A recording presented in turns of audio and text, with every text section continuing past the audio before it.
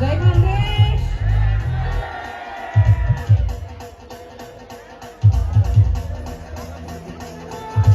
मागच्या वर्षी या स्टेजवरती आम्ही ते परफॉर्म केलं होतं आणि मागच्या वर्षी मी मेगा मुसळे होती आणि आता मी मेगा रमाकांत कापडणी झाली आहे.